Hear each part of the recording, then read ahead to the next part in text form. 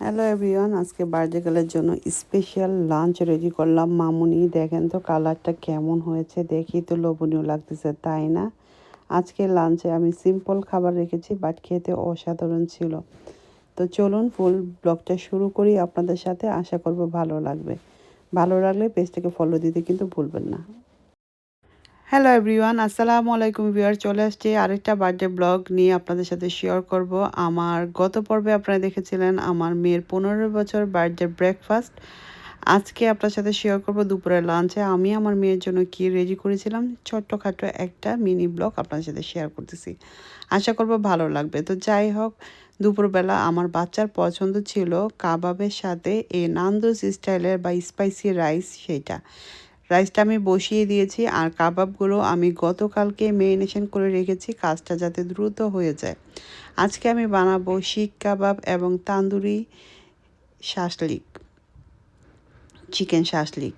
তো যাই হোক, কাবাবটাকে ফ্রিজ থেকে নামিয়ে আধা ঘন্টা বা 1 ঘন্টার মতো নর্মালে রেখেছি, যাতে করে আমি হাতে ধরতে পারি। এখন ভালো করে আবার মিক্স করে নিচ্ছি। কাঠিগুলো আমি পানিতে ভিজিয়ে নিয়েছি, যাতে বেক করার সময় বা ফ্রাই প্যানে যখন এটাকে বেক করব তখন যেন এগুলো পুড়ে না যায়। আজকে প্রথমবার আমি এই শিক কাবাবটা বানালাম, আলহামদুলিল্লাহ সেই রকম হয়েছে। রেসিপিটা আপনারা পেয়ে যাবেন, ফুল রেসিপি অলরেডি আমি ডাউনলোড করে পোস্টও করে ফেলেছি। ইনশাল্লাহ আগামী মাসে রমজানের আগেই ফুল রেসিপি পেয়ে যাবেন। এই কাবাবটা থাকলে ইফতারিতে বা যে কোনো ঈদ ওকেশনে অথবা পার্টিতে রাখতে পারেন আমার মতো। শিক কাবাব বাসায় তৈরি করা হাতে, এটা তো অনেক ভালো। নিজেরা যদি তৈরি করতে পারেন, কাবাবটা হাতে লেগে যখন যাবে তখন এটাকে একটু পানি দিলে আপনারা সুন্দর করে শেপ করতে পারবেন। আমি একটু হাতে পানি লাগিয়ে নিয়েছি, আর দেখেন কি সুন্দর একদম রেস্টুরেন্ট স্টাইলে কাবাবই শেপ হয়ে গেছে। আমি বুঝতে পারি না এত ইজি টু মেক এই শিক কাবাব। আগে মনে হতো এই শিক কাবাবটা বানানো অনেক ঝামেলা। আলহামদুলিল্লাহ প্রথমবারের মতো বানিয়েছি, সবাই খুব হ্যাপি হয়েছে। নেক্সট টাইমে তো আরও বানাবো। আসছে রমজানে অনেকগুলি বানিয়ে রাখবো। আর বাচ্চাদের টিফিনে, লাঞ্চে, ডিনারে, এরকম কি বাসায় যদি কখনো মেহমান চলে আসে, ঝটপট করে কি রান্না করব বুঝে পান না, তখন এই কাবাব আর স্পাইসি রাইসটা রান্না করে ফেলতে পারেন। আমার বাচ্চার পছন্দতে আমি সব কিছু রান্না করলাম।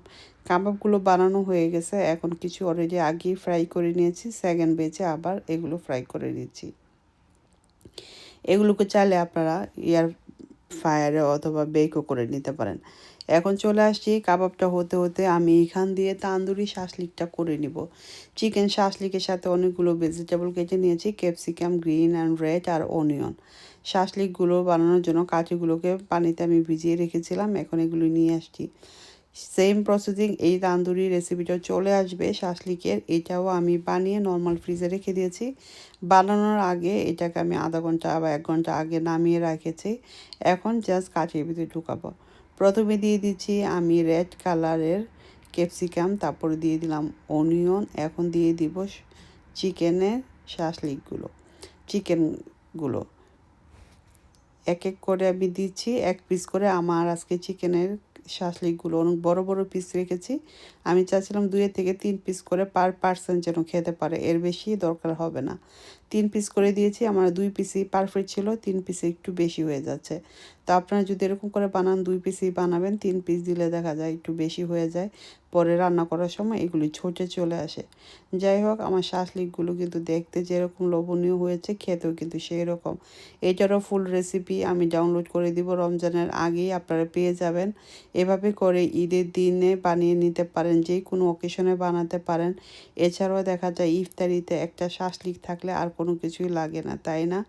আর এভাবে করে আমার রেসিপি আর আমার ভিডিও যদি পছন্দ হয় আপনারা, তাহলে কি করবেন বলেন দেখি? তাহলে অবশ্যই আপনাদেরকে আমার পেজটাকে ফলো দিয়ে রাখতে হবে।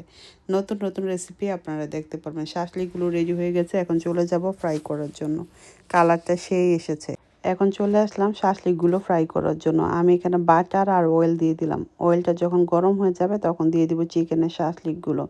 আর আমার কাছে মনে হয় ফ্রাই প্যানে, কুকারে খুব তাড়াতাড়ি এটা বেক হয়ে যায়। আপনারা চাইলে এয়ার ফ্রায়ারে অথবা আপনার ওভেনও বেক করে নিতে পারেন। এক্সট্রা যে মশলাটা ছিল সেটা অবশ্যই দিয়ে দিতে হবে, এতে করে জুসি এবং একটা ফ্লেভারফুল শাসলিক রেডি হবে। আর এখান দিয়ে আমার শিক কাবাবগুলো রেডি হয়ে গেছে, দেখতেই পারতেছেন কতটা জুসি এবং লোভনীয় হয়েছে। শাসলিকটাও হয়ে গিয়েছে। যখন কাবাবগুলো রেডি হয়ে যাবে, এখন ডেকোরেশনের পালা। ডেকোরেশনটা অবশ্যই সুন্দর করতে হবে, যেহেতু বার্থডে পার্টি বলে কথা। সিম্পল একটা খাবার, বাট দেখতে যেন খুবই লোভনীয় লাগে। তার জন্য আমি একটা গোল্ডেনের প্লেটের ভিতরে অনেকগুলো লেচিস এভাবে করে সাজিয়ে নিয়েছি। আজকে যে লেচিস টেস্ট করতেছিলাম সেটা 2টা কালারের ছিল। এটা অ্যাকচুয়ালি ডেকোরেশন করতে বেশি ভালো লাগে সাজাতে। সবগুলো লেচিস আমি এক এক করে পুরো পাশে ডিসপ্লে করে দিচ্ছি। পুরা পাশে সাজিয়ে দিলাম, আর মাঝখানেও কিছু লিপ দিয়ে দিব যাতে গ্রিনটা দেখা যায়। এখন দিয়ে দিব এক এক করে কাবাবগুলো। এভাবে করে আপনারা ঈদের দিনে ডেকোরেশন করতে পারেন। কাবাবগুলো দেখতে অনেক লোভনীয় লাগবে। প্রথমে শিক কাবাবগুলো দিচ্ছি। আপনারা চাইলে এটা যে কোনো অকেশনও এভাবে বানিয়ে সার্ভ করতে পারেন। মাত্র 3টা আইটেম, বাট খেতে অসাধারণ। সিম্পল একটা রেসিপি, বাট বাচ্চাদের পছন্দ, গেস্ট আপ্যায়নে এটা রাখতে পারেন। যাই হোক, আমার আজকের রেসিপি যদি ভালো লাগে, পেজটাকে কিন্তু আবারও বলতেছি ফলো দিতে ভুলবেন না। প্রথমে শিক কাবাবগুলো দিয়ে দিলাম এক সাইডে। আমি চাচ্ছিলাম একটা প্লাটারের ভিতরে 2টা কাবাব দেওয়ার জন্য। আজকের কাবাবগুলো খুবই সুন্দর এবং জুসি হয়েছে। 2টা কাবাবের রেসিপি আমি আপনাদের সাথে শেয়ার করব। আর এই পেরি পেরি রাইসটা যদি কেউ চান অবশ্যই কমেন্ট করবেন, এইটার রেসিপিও আমি আপনাদের সাথে শেয়ার করে দিব। গোল্ডেনের একটা বোলের ভিতরে এই রাইসটা দিয়ে কাবাবগুলো খেতে খুবই ভালো লাগে। ল্যাম্ব চপ হলে আরও বেশি ভালো লাগতো। তো যাই হোক, আজকে সিম্পল কিছু খাবার আমার বাচ্চাদের জন্য ছিল। সিম্পল রান্না বান্না, বাট খেতে অসাধারণ। আমার বাচ্চারা এই যে নান্দুজের পেরি পেরি রাইসটা খুবই পছন্দ করে, বা স্পাইসি রাইস, যে নামই বলুন না কেন। রাইসের রেসিপিটিকে চাইলে অবশ্যই কমেন্ট করবেন। রেডি হয়ে গেল। এখন চলে যাচ্ছি ডাইনিং টেবিলে মেয়ের কাছে। সব কিছু সুন্দরভাবে সাজিয়ে নিব, সাথে একটা রায়তা করে নিয়েছিলাম। সব কিছু নিয়ে চলে আসলাম। এখন ডাইনিং টেবিলটাকে সুন্দর করে অর্গানাইজ করে নিব। দেখতেই পারতেছেন খাবারগুলো কতটা লোভনীয় হয়েছে। কোন রেসিপিটা আপনারা দেখতে চান অবশ্যই কমেন্ট করে জানাবেন। আর সবগুলো খাবার অনেক টেস্টি হয়েছিল। আলহামদুলিল্লাহ, বাচ্চারা পছন্দ করেছে। আর আমরা এখন সবাই বসে যাব লাঞ্চ করার জন্য। সাথে একটু রায়তা বানিয়ে নিয়েছি আমি, যাতে খাবারগুলো ড্রাই না লাগে। আপনারা একটু রায়তা বানিয়ে নেবেন। সিম্পল 2টা রেসিপি, বাট খেতে অনেক মজা। 2টা খাবার দিয়ে পুরো ডাইনিং টেবিল ফুল করে ফেলতে পারবেন। কাবাবগুলো দেখেন, লুকে দিস। একটু কয়েন্ডেল ধরিয়ে নিলাম। এই তো রেডি হয়ে গেল আমাদের আজকে দুপুরের লাঞ্চ বার্থডে গার্লের জন্য। কেমন হয়েছে অবশ্যই কমেন্ট করে জানাতে কিন্তু ভুলবেন না। আর কোন রেসিপিটা আপনারা দেখতে চান অবশ্যই কমেন্ট করবেন।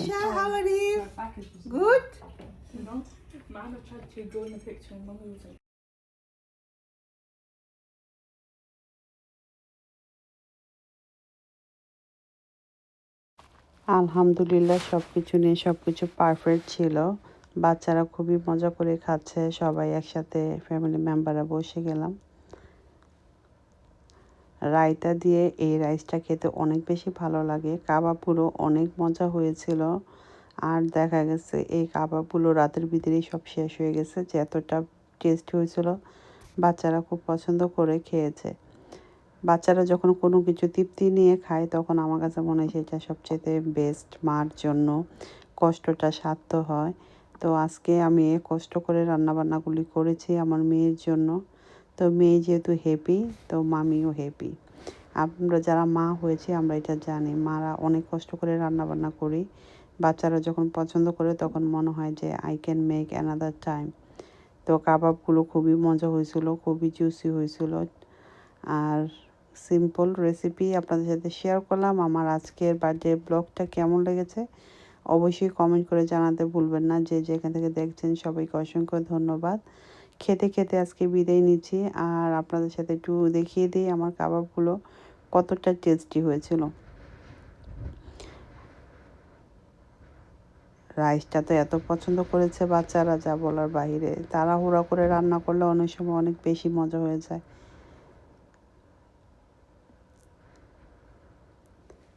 রায়তা দিয়ে রাইসটা সেই ছিল। আপনারা যদি রেসিপিটা চান আবারও বলছি, কমেন্ট করবেন। এই যে কাবাব অলরেডি হাফ শেষ করে ফেলেছি। আর এটা হলো শাসলিকটা। চিকেনটা খুবই মজা এবং জুসি হয়েছিল, দেখতেই